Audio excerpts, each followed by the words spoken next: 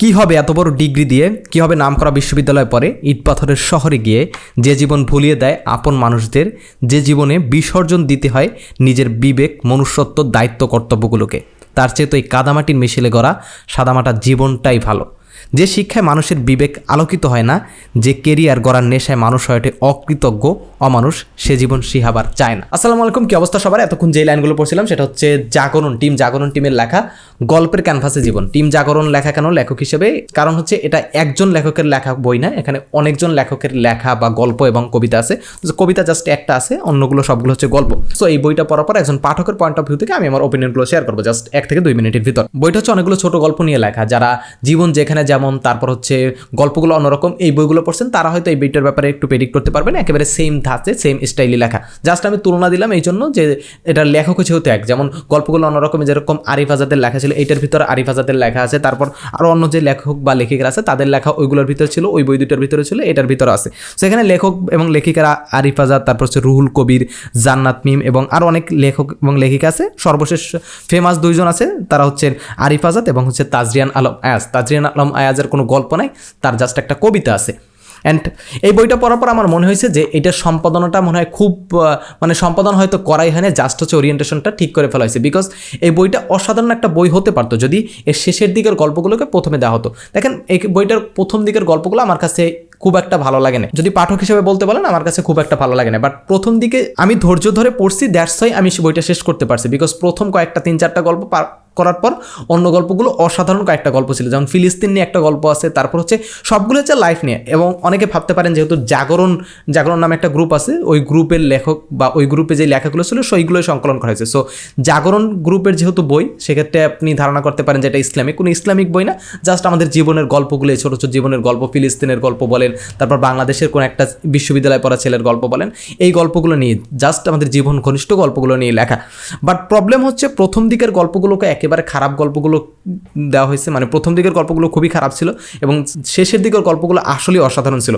So এটাকে খুব ভালোভাবে সম্পাদনা করা হয় না। সম্পাদনা করা হলে হয়তো প্রথম দিকে ভালো গল্পগুলো দেওয়া হয়তো বা মিক্স করে যদি দেওয়া হয়তো তাহলে হয়তো পাঠকরা ইন্টারেস্ট ফিল করতো। সো এইটাই ছিল এটার ব্যাপার ওপিনিয়ন। এবং বই হিসাবে মানে লাস্টের দিকে বা শেষের দিকের গল্পগুলো অসাধারণ ছিল, আমাকে খুব ভালোভাবে আঘাত করতে সক্ষম হয়েছে, বা যদি খুব ভদ্র ভাষায় বলি সেক্ষেত্রে নাড়া দিতে সক্ষম হয়েছে। অ্যান্ড ওভারঅল বইটা আমার কাছে অসাধারণ লাগে। তো আরেকটা কথা, প্রত্যেকটা প্রিভিউতে আমি বইয়ের ইন্টারেস্টিং কিছু লাইন বা বইয়ের সুন্দর কিছু কথা আমি হচ্ছে স্টিকি নোটস দিয়ে রাখি এবং তারপর সেগুলো আপনাদের পড়ে শুনে। তো অনেকেই বলছেন তাহলে বইটা প্রচুর লম্বা হয়ে যায়, দ্যাটস ওয়াই আমি আর এটা হচ্ছে পড়ছি না। বাট আমি আমার ফেসবুক পেজে যদি যান তখন হচ্ছে আপনারা পুরোটা পেয়ে যাবেন, মানে প্রত্যেকটা পেজের ছবি তুলে আমি দিয়ে দিই। সো সেক্ষেত্রে সেখান থেকে আপনারা পড়ে নিতে পারেন। আমি জাস্ট একটা কবিতা পড়বো, সেটা হচ্ছে তাজরিয়ান আলম আয়াজের শেষের যে কবিতাটা, আমার অত্যন্ত প্রিয় একটা কবিতা, কবরবন্দির জবানবন্দি।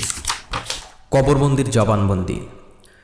ধুমায়িত জুলমাত, এই ঘোর শিয়া হার মানিয়েছে নিঝুম নিশুতি রাত।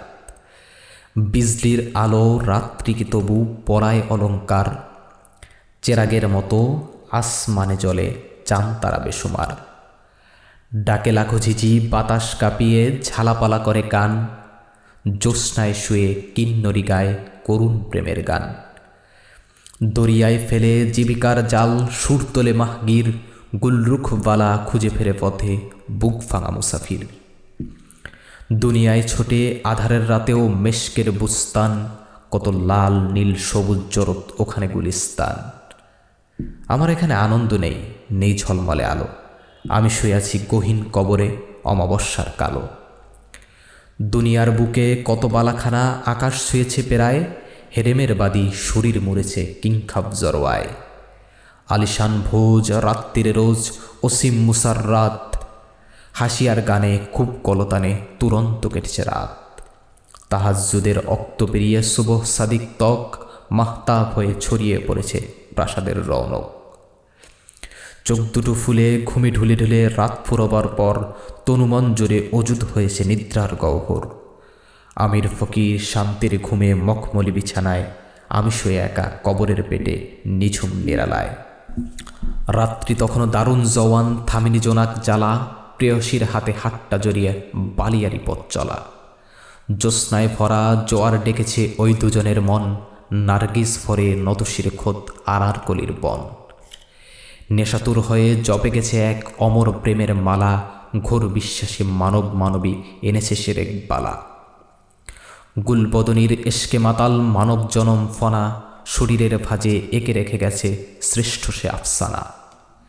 প্রিয় রমণীর গুলফাম ঠোঁটে আশেক ডুবেছে খাবে, আমি অসহায় রুদ্ধ দুয়ার আবলুসি মেহরাবে।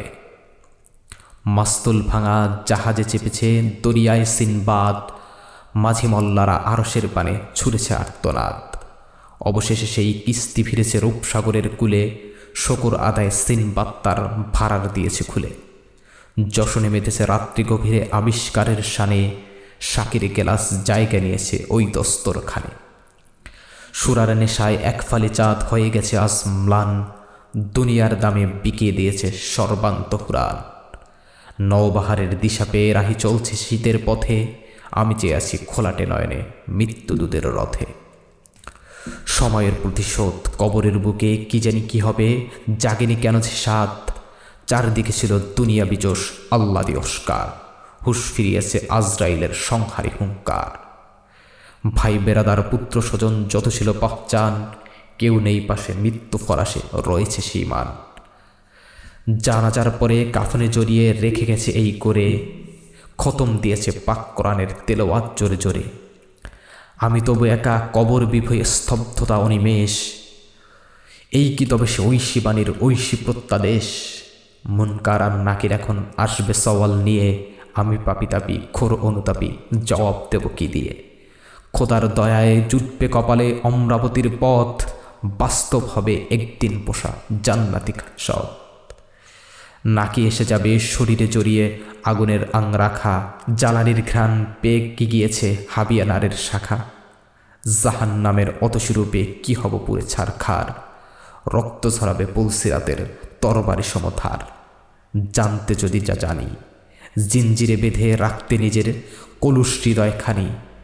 সোজা পথ ছেড়ে ক্রমাগত হেঁটে বক্রগলত রাহে, বুক ফেটে যাবে তেষ্টা এলে ভয়াল কবর গাহে।